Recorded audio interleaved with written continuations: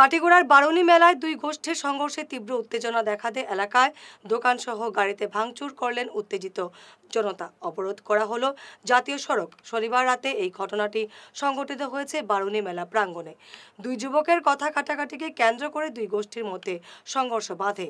পরিস্থিতি নিয়ন্ত্রণে আনতে পুলিশ লাঠি চালাতে বাধ্য হয়। ছুটে যান পুলিশ সুপার নোমাল মাহাত্তা।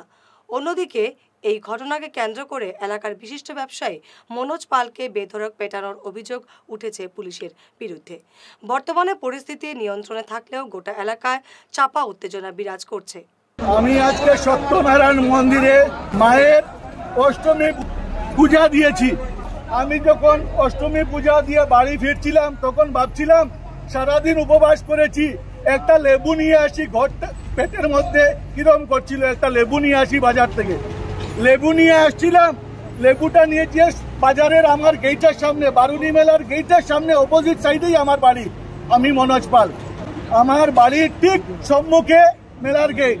আমি যখন বাড়িতে প্রবেশ করি তখন হঠাৎ পুলিশের সাউন্ড, পু পু পু পু বাঁশির আওয়াজ।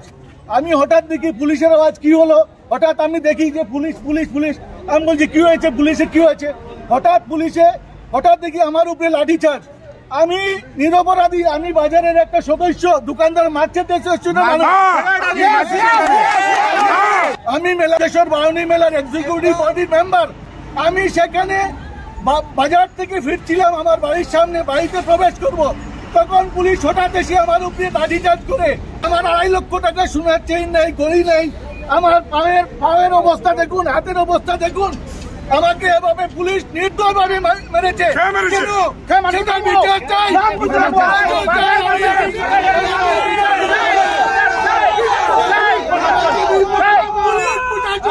আমাকে মেরেছে? আমার এটা বিচার চাই। কেন? আমার দোষটা কি? আমার প্রমাণ দিতে হবে, প্রমাণ দিতে হবে। আমি দোষ কি? আমি উভয় সম্প্রদায়, হিন্দু মুসলমান সবাইকে বলছি, যদি কোনো মুসলিম ভাই আমাকে যদি কেউ সামনাসামনি বলতে পারে যে আমি মুসলমান বিদ্বেষী কোনো কথা বলেছি, কোনো হিন্দু বিদ্বেষী কথা বলেছি, আমি সব দোষ স্বীকার করে নেব। আমার সামনে কেউ নেই, আমি আমার বাড়ির সামনে, আমি একা। আমি লেবু নিয়ে আমি বাড়ি ফিরছিলাম, পুলিশে আমারে এইভাবে বেত্রাঘাত করেছে, এই মেরেছে, সোনার চেইন নেই, ঘড়ি নেই। মল কর্মী আমার নাম। আমি মেলার দোকান খুলেছি, মেলার দোকানে ছিলাম। আমার দোকান থেকে ফোন গেছে 10:30 থেকে 11টার ভিতরে যে আমার দোকান ভেঙে চুরমার করে দিয়েছে, ঢিল মেরেছেন, শুকে সব ভেঙে ফেলেছেন। এটার বিচার চাই আমি। কতজন ছিল ওরা? আমি স্টাফ বলেছে আমার 150-200 জন মানুষ হবে। আজকে যে বারুণী মেলার যে ঘটনাটা ঘটছে, সবসময় তারা উশৃঙ্খল পরিস্থিতি থাকে। কিছু একটা ঘটনা ঘটার বাদেই তারা মানুষ 400-500 মানুষ নিয়ে আয়, বিভিন্ন ধরনের ঘটনা।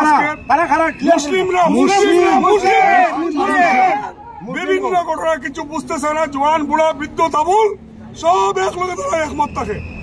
তারার কোনো বিচার নাই, আসার নাই, কিচ্ছু নাই।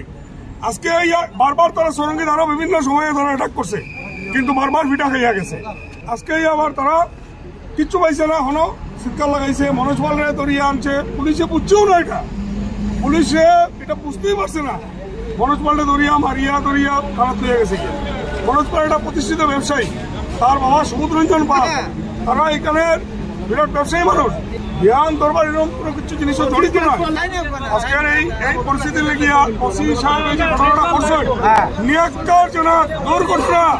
তারপরে যেসব ঘটনা ঘটে বিভিন্ন দিনে, এবং আজকে মোবাইল খুললেই দেখা যায় প্রবলেম, শিক্ষার প্রবলেম, হাইলাকান্দি প্রবলেম, যে জায়গায় যাওয়া যায়। এক তো তারা রেপ করে, যেটা মন্দিরিতা ঘটনা করেন। এখন এমন একটা পরিস্থিতি শুরু হয়েছে, সরবি বন্ধ একটা